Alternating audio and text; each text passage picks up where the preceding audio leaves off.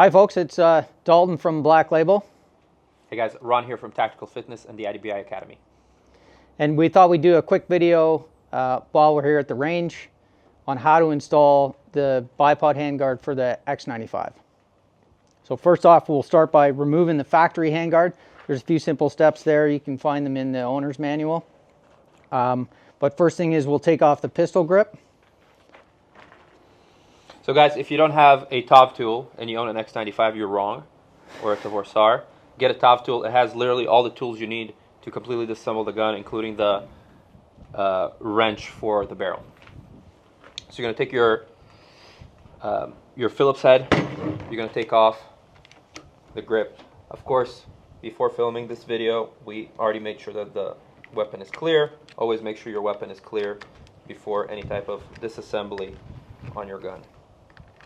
Of course, any Phillips head will do, but the TOV tool just has all the tools you will need to take that off.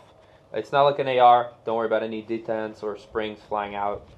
Literally all it does is just hold that grip in place.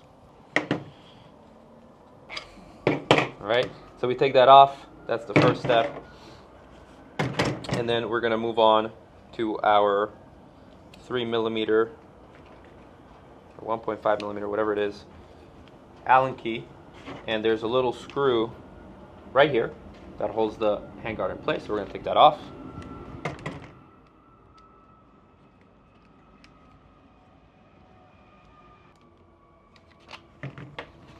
And then, very simply, this whole handguard is going to slide off.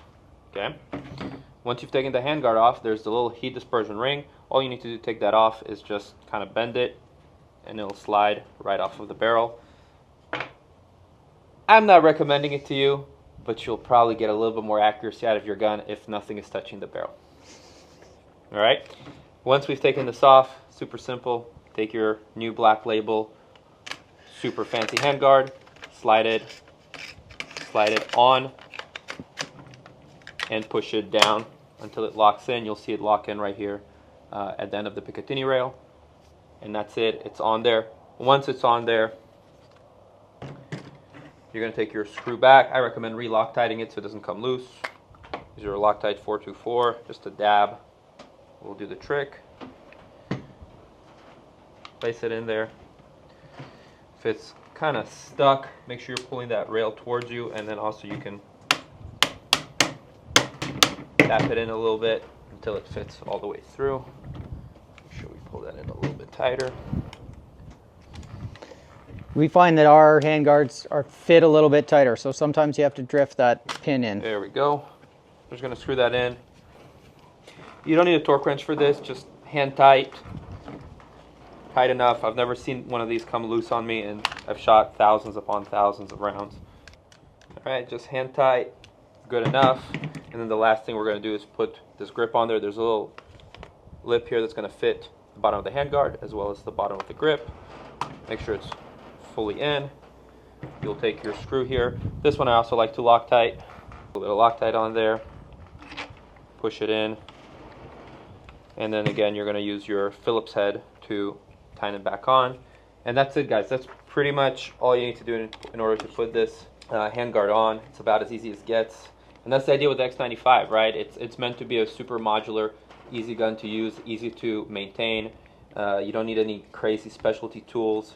Notice all I've used here is an Allen key and a Phillips head to take apart the handguard and put it back together. One of the things is on some rifles, you may have to reverse the order of putting in this pin at the top and putting the handguard on.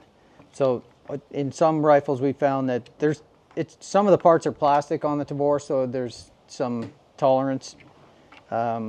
We have tighter tolerance on the aluminum parts, obviously. So in some cases we've had to reverse the order, put the handguard on first, and then put some pressure on the top of the handguard and drift the pin in. Yep.